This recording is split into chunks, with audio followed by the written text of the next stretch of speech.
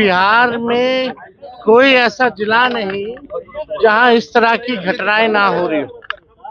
हमें पता नहीं कि सरकार कौन से नशे में है, कौन सा नशा करके सरकार जो है सोई हुई है।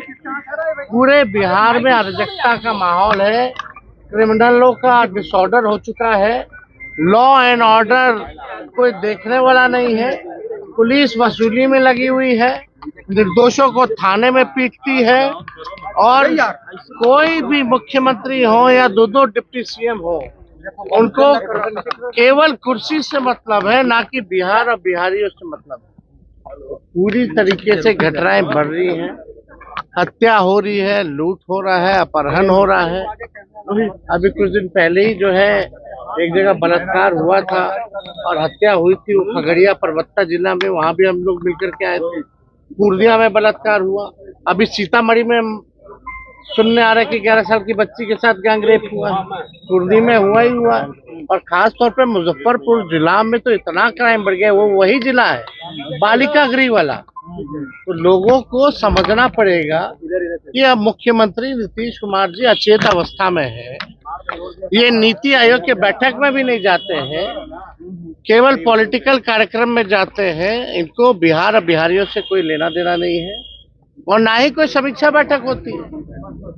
इतना अपराध बढ़ गया है लगातार, कहीं भी कोई भी समीक्षा बैठक नहीं हो रही।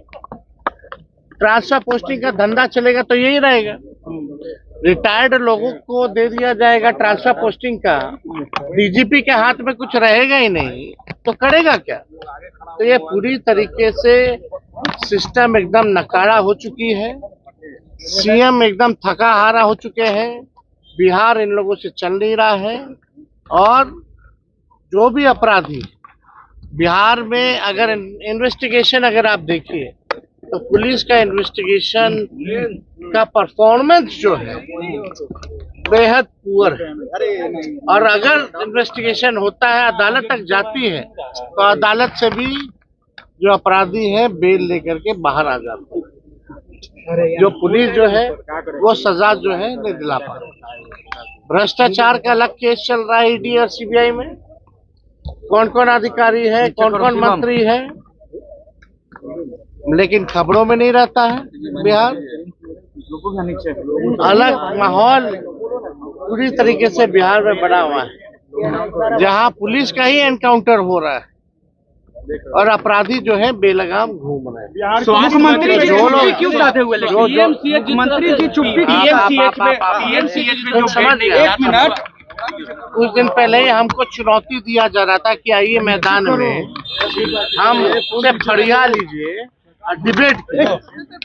पहले इस पे तो बात करें, केवल एक सवाल का जवाब दें कि उस 11 साल की मासूम बच्ची को बेड क्यों नहीं, इसका केवल जवाब देना चाहिए। तो आप समझ सकते हैं कि इन लोगों को तो अस्पताल में भी जाते हैं, चमकी बुखार भी होता है तो क्रिकेट का स्कोर कितना है वो पूछते हैं। कितने गंभीर है इन लोगों का। अरे भाई, मंत्री जी का पीए तीए जो लोग हैं वो तो बेड बेचवा लोग हैं। आईजीएमएस में जाइए कितना बेड बेच रहा है, हम तो डंके पे कह रहे हैं। जो इन लोगों का पीए तीए है, कमीशन मंत्री जी को भी। लेकिन तेजस्वी जी, सवाल है कि मुख्यमंत्री जी चुप्पी साधे क्यों हुए हैं? इस तरह की घटना लगातार घट रहा है और मुख्यमंत्री घटना जो होनी थी हो गई।